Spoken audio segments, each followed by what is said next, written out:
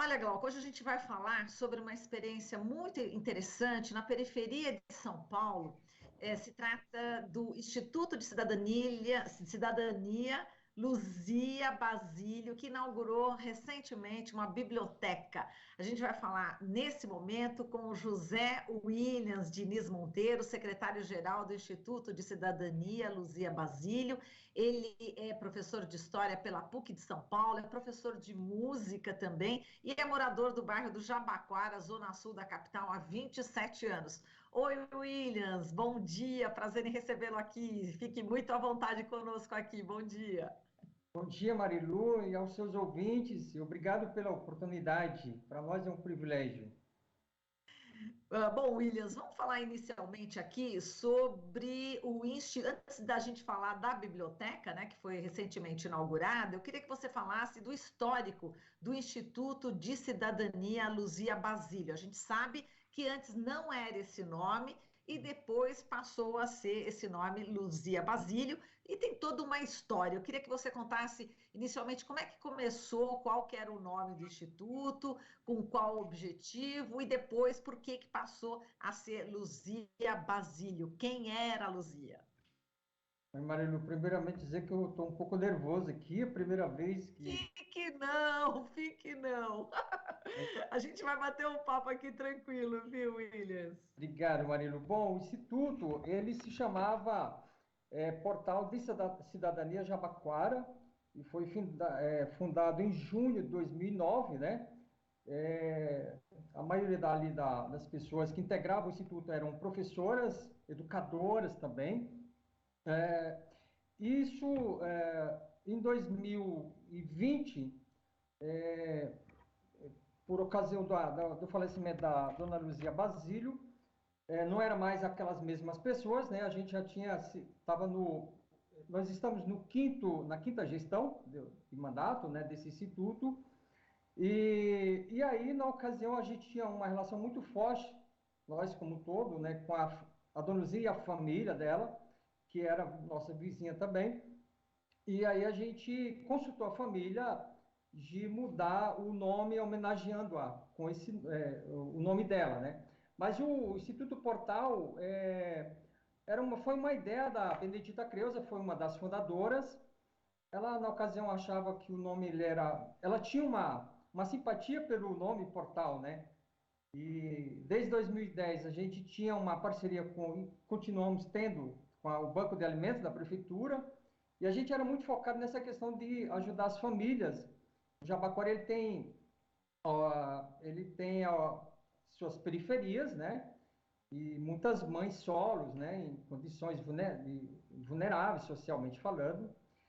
E quando a gente mudou esse nome, a gente já estava pensando numa estratégia de trazer outros focos, né? Tal como a cultura, a educação.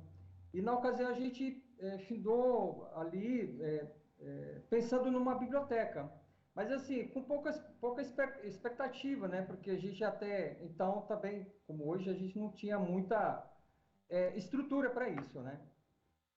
Mas falando um pouco já do Instituto Luzia Basílio,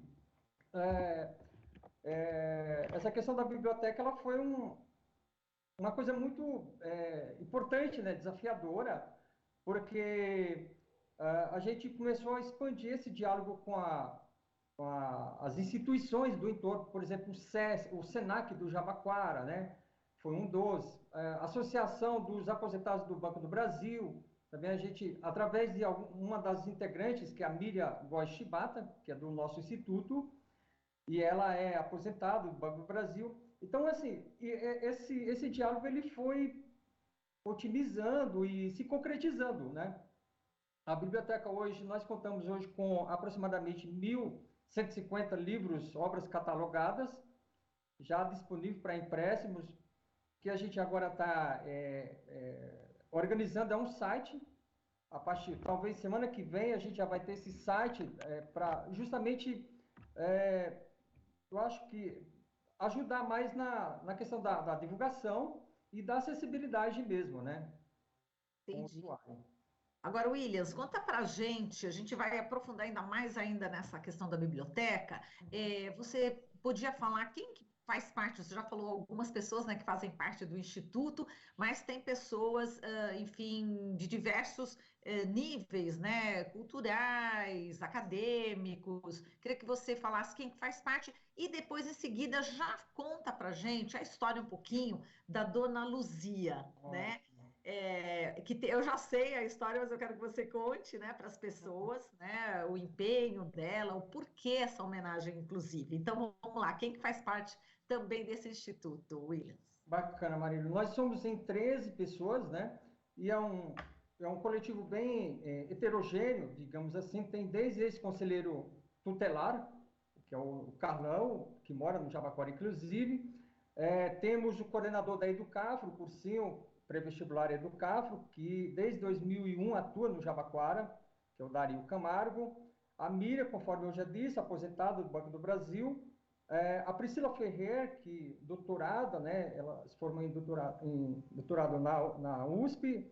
Ela se formou junto comigo também na PUC, em História, em 2007.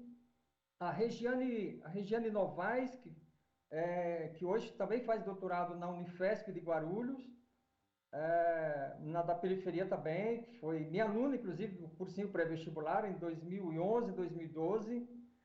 E tem a Bruna Fiamma, que é também da comunidade Jabaquara, mãe solo também, uma jovem, aliás, né? 30 anos. E Márcia, Regina, nós somos em 13 pessoas, né? Eu acho que é um pouco isso. Eu acho que a Paula Franco, se formou em economia na PUC também. Então, vou esquecer de alguns aqui, mas.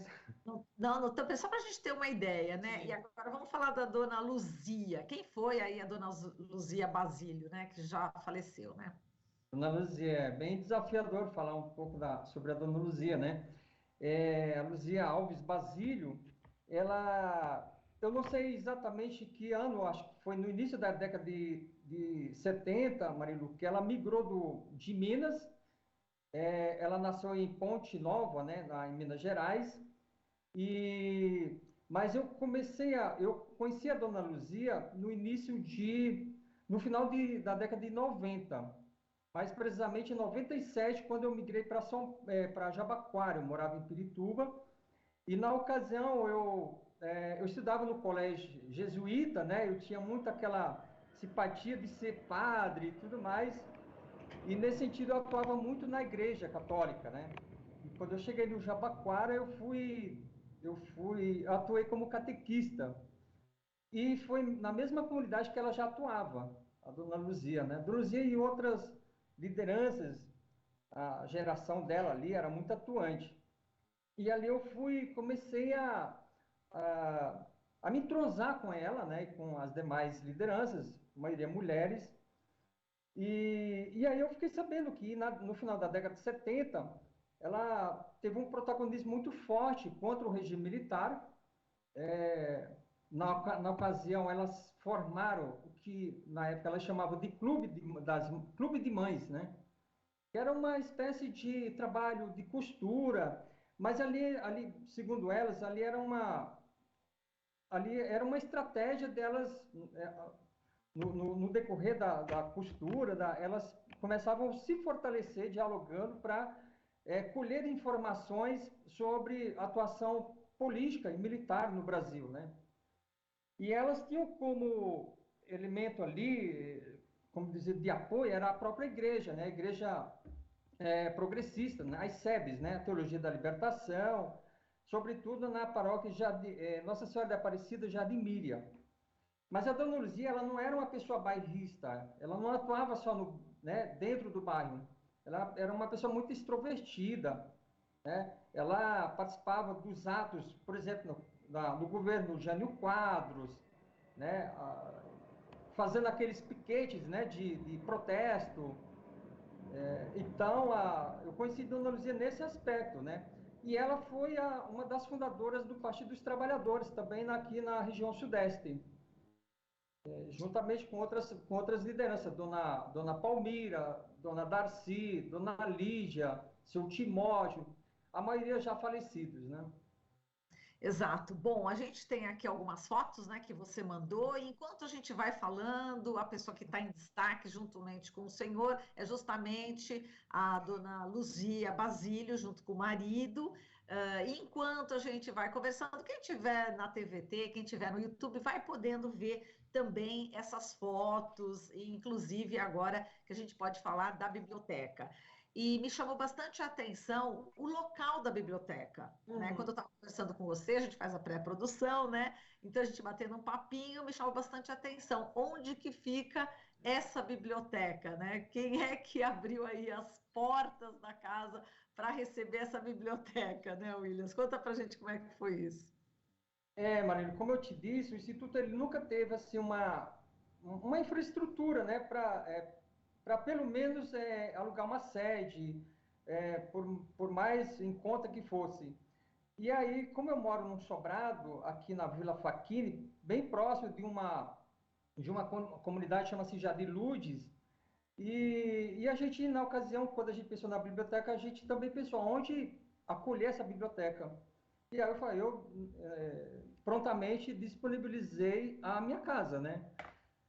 Tirei tudo que tinha na sala, sofás, todos os móveis e subi para o meu quarto, para o meu segundo quarto. Então, essa biblioteca hoje está aqui na Azor Silva, na minha casa, na sala, né? Um pouco isso, a gente tem uma estante de 3 metros e meio por 2 de altura, e é um pouco isso, Marília. Então, tá acolhido aqui. Quer dizer, você abriu a sua própria casa, né? Você cedeu o espaço na sua casa, a sua sala, para colocar a biblioteca aí para o bairro, né? Para as pessoas que gostam de leitura, enfim, esse é um ideal seu, quer dizer, não é todo mundo que abre a própria casa para instalar uma biblioteca, vamos combinar, né, Williams? Porque assim, envolve algumas questões, por exemplo, a questão da própria segurança, né? Mas a gente tem uma relação muito forte, muito carinhosa com as comunidades aqui do Jabaquara. As pessoas nos conhecem, assim, passa, dá um tchau, vem tomar um café. Então tem esse respeito enorme com a gente, né? Acho que talvez pela própria atuação, através do Instituto, né? E a minha atuação também, eu atuei na educação pelo Estado, né, até 2012. E as escolas das quais onde eu dava aula era aqui no entorno também. Então a gente andou criando esse vínculo forte com as comunidades, né? E criar uma biblioteca hoje tem um simbolismo muito forte. É um ato de resistência, não é, Williams? No É, governo que a gente está, desgoverno que a gente está, né? com certeza, Marilu. Quando a gente pensa, por exemplo, eu particularmente, quando eu sou convidado a falar, por exemplo, da Dona Luzia, eu sempre lembro da Carolina Maria de Jesus. Eu sempre faço alguns paralelos, né, entre a Dona Luzia e a Carolina de Jesus. Foram contemporâneas. Enquanto a Carolina de Jesus tem um potencial forte na literatura, né, e de um certo modo na política também, embora ela era muito crítica, né, em relação à política da época, né, e a Dona Luzia ela tinha uma atuação muito forte na questão da igreja, mais precisamente as SEBs, né, Teologia da Libertação, e na política. E a Dona Luzia, ela trouxe muito essa. Eu me inspirei muito na Dona Luzia, na questão do voluntarismo, né? Mas esse ideário, né, de lutar pela a igualdade, né, pela justiça, né, pela comunidade como um todo. Agora, a dona Luzia, ela chegou a catar materiais recicláveis na rua? Como é que é essa história? A Dona Luzia, ela sim, ela fazia esporadicamente mas ela trabalhava no Centro de Direitos Humanos como cozinheira e ela cozinheira que era um pouco o ofício dela ali, mas ela sempre tinha uma intervenção muito forte nos planejamentos, né, dos CJs, na época chamava OZEM, né, que era uma educação focada para jovens e crianças em estado de vulnerabilidade. E então é assim, ela esporadicamente, a gente, vez nunca eu encontrava a Dona Luzia sei lá, numa rua pegando material reciclagem, lógico, ela vendia aquele material e eu acho que ali foram vários fatores, por uma questão de necessidade, mas não era exatamente bem isso. Eu acho que ela tinha uma forte relação com a própria natureza também, aquela questão de preservar e tirar aquilo que ela achava que estava prejudicando aquele ambiente. Mas a família, ela era muito contra aquele papel da Dona Luzia de fazer isso. A família falava, mas a minha mãe não precisa disso, né? Mas era sabe, um pouco isso. Um ser especial, né? Agora, falando de política, né? Aproveitando, você é professor de história, bom, a gente não pode deixar de falar hoje no Jornal do Brasil Atual que o Bolsonaro concedeu perdão ao deputado Daniel Silveira, condenado pelo Supremo Tribunal Federal. Está na boca do povo, está todo mundo, até daqui a pouco vai sair aí no carnaval, está na boca de todo mundo, inclusive dos foliões. Agora, como é que você viu? Você que é professor de história, como é que você viu essa concessão aí do Bolsonaro, né, nessa quinta-feira, utilizando aí o Instituto da Graça, né, que é a espécie de perdão, para o deputado federal Daniel Silveira, que foi condenado a 8 anos e 9 meses de prisão pelo STF por ameaçar os ministros da corte. Como é que você viu aí essa notícia? Só para a gente encerrar, para não passar essa notícia que a gente tem que repercutir hoje no jornal inteiro. Olha, Marilo, para quem acompanha no dia a dia, não só as notícias, mas a política como um todo, né? O Bolsonaro ele sempre afrontou né, as leis, né? Não é de agora, mas o que ele fez ontem, por exemplo, é bem propositivo isso, né? Ele tem essa vocação de provocar, né, as autoridades, né? No caso, o Supremo Tribunal Federal. Agora é impressionante, né, que ele faz isso para proteger uma espécie de um bandido, né? Porque, né, esse deputado ele fez, enfim, ele teve um papel muito atuante de instigar a violência, né? Incitando a sociedade, por exemplo, a invadir o Supremo Tribunal Federal, a dar uma surra no ministro Alexandre de Moraes. Essa é uma coisa imoral, né? E é criminosa, portanto. Então, isso é inusitado, né? Um presidente da República dá um mau exemplo, assim como ele deu um mau exemplo ali no pico da pandemia, né? Recusando a se vacinar, e quando ele se recusa, ele diz para todos, falar assim, não é necessário. Né? Então, ele é um cara que praticou, enfim, ele é um cara sarcástico, né? Ele é um cara perverso, é uma figura perversa.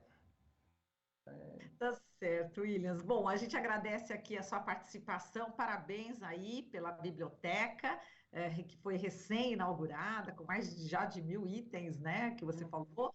A gente espera realmente que as pessoas utilizem, né, muito essa biblioteca, e a gente vai dar aqui o endereço, por enquanto, do portal, não é isso? Do Instituto Cidadania, né, o portal Instituto da Cidadania, que Taquara, é isso? Nós já temos um Instagram, que é o Instituto Luzia Basílio, que é Instituto Luzia Basílio, né? Então, nós temos o Instagram. E assim, Marilu, os nossos livros já estão à disposição para empréstimos. O usuário ele pode pegar uma unidade por 15 dias e renovar por mais 10 dias. E se eventualmente esse livro não tiver reserva, ele pode novamente pegar emprestado, né? É um pouco isso. E obrigado, Marilu, pela oportunidade. Para nós foi um privilégio aqui estar em contato com essa rádio Brasil Atual, tão carinhosa do paulista. Tá certo. A gente que agradece, eu que tenho o privilégio de conversar com você, uma pessoa que abriu as portas da própria casa para fazer uma biblioteca. Isso aí é realmente louvável, muito lindo, viu, Williams? Eu que agradeço muito você ter aceito essa nossa conversa, viu? E eu acho que criar uma biblioteca hoje é um ato de resistência, sem dúvida alguma. Um beijo para você e parabéns para você e todos do grupo aí, viu? Obrigado, Marilu. Um bom dia para você e os ouvintes. Bom dia! Falamos aqui com o José Williams Diniz Monteiro, ele que é secretário-geral do Instituto de Cidadania Luzia Basílio, professor de História pela PUC de São Paulo, professor de Música e é morador do bairro do Jabaquara, Zona Sul, aqui de São Paulo, há 27 anos. Você está ouvindo Jornal Brasil Atual. As notícias que os outros não dão.